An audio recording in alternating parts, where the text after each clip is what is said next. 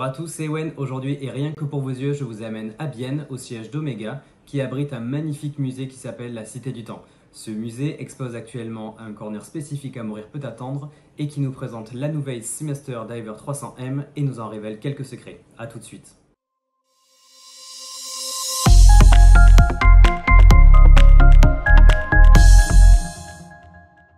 Omega est la première marque du groupe Swatch. Elle réalise un chiffre d'affaires estimé à 2 milliards d'euros, ce qui fait d'elle la deuxième marque derrière Rolex. Son siège social, qui se situe en Suisse et plus particulièrement à Bienne, à la capitale mondiale de l'horlogerie, regroupe à la fois Swatch, le musée de la Cité du Temps et une des plus grandes boutiques Omega du monde. Historiquement, Omega est partie à la conquête de l'espace depuis ce très célèbre mois de juillet 1969 où elle devient la première montre à avoir été portée sur la Lune. Elle a participé notamment à de très célèbres missions dans l'espace, notamment celle de Apollo 13, où elle a permis le chronométrage précis des moteurs de la mise à feu et qui a permis aux astronautes de rentrer sains et saufs. Une grande partie du musée est dédiée uniquement à l'espace et elle y expose même fièrement son module lunaire devant les locaux. Omega est également allée à la conquête des océans avec des modèles pouvant aller jusqu'à plus de 300 mètres de profondeur. Elle est aussi un partenaire des sports puisqu'elle accompagne notamment les Jeux Olympiques et Paralympiques où elle en est le chronométreur officiel. Alors quoi de plus normal qu'elle accompagne notre espion préféré dans ses missions au quotidien. Ce partenariat exceptionnel perdure encore puisque dans le prochain opus Mourir peut attendre, James Bond portera la dernière Omega Seamaster Diver 300M qui sera présentée un peu plus tard, une pièce unique pour laquelle Daniel Craig en personne a participé à sa création. James Bond ne sort jamais sans elle, il l'accompagne dans ses missions et est généralement truffé de gadgets. Il en a porté de toutes marques comme Rolex, Seiko et encore Tiger. Un partenariat spécifique a démarré en 1995 et notamment depuis l'arrivée de Pierce Brosnan dans GoldenEye. Je vous propose de retrouver tous les modèles exposés au musée, on se retrouve juste après. A tout de suite.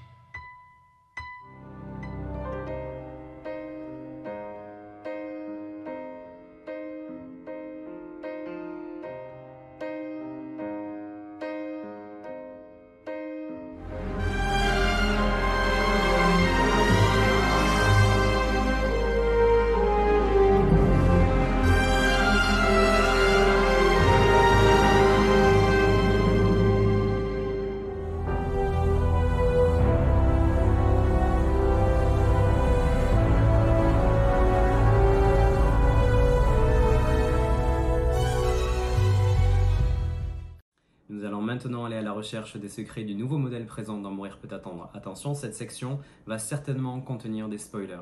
Alors si vous ne souhaitez pas avoir plus d'informations, je vous invite à revenir revoir cette vidéo après la sortie du film le 6 octobre. Le musée nous présente le gigantesque plan de travail appartenant à Q apparaissant dans le film et qui est exclusivement dédié à la nouvelle Omega Seamaster Diver 300M.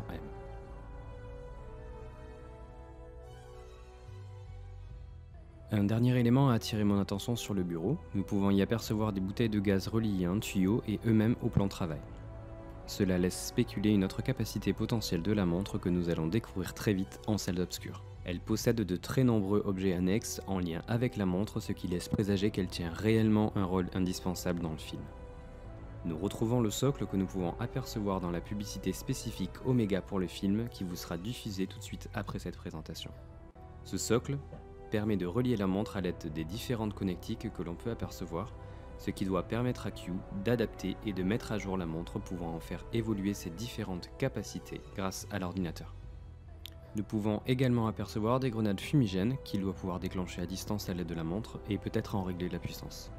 Les modules orange semblent s'adapter sous la montre et permettront probablement l'émission d'ondes électromagnétiques à très haute amplitude, ce qui lui permettra de détruire des appareils électriques et électroniques.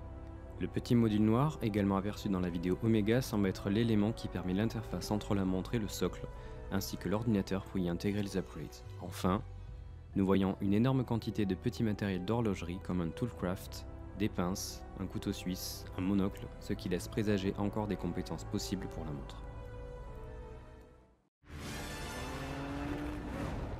So you're not dead. Hello, Q. I missed you.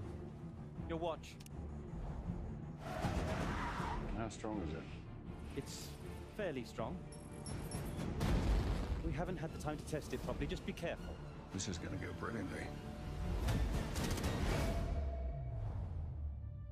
James Bond, let's face it, I've made you redundant. Not as long as there are people like you in the world. You were 00? 2 years.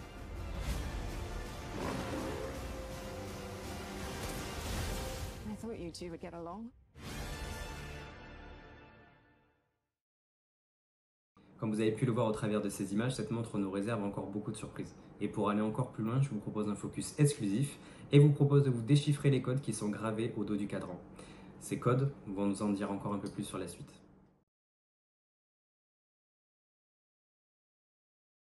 Lancée pour la première fois en 1993, la Diver 300M a évolué à travers le temps. Elle a notamment bâti sa réputation auprès de nombreux grands plongeurs historiques, mais aussi en tant que fidèle allié de James Bond.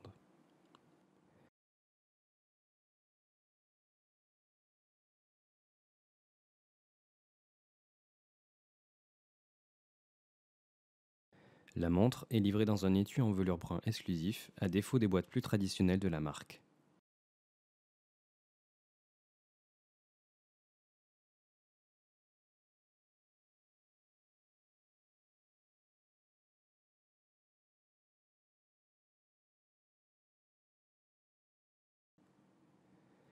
Cette nouvelle montre a été construite en titane de grade 2, un matériau plébiscité pour sa robustesse dans le temps et sa légèreté. Elle y intègre un mouvement de calibre coaxial master chronographe 8806 répondant aux plus hauts critères de l'industrie d'horlogère d'aujourd'hui, avec une résistance d'étanchéité à plus de 30 bars et une résistance magnétique à toute épreuve. Les deux variantes de cette montre, l'une avec le bracelet à maille milanaise comme celui-ci, ou le bracelet NATO à rayures brun foncé, gris et beige, fermé par une boucle gravée 007.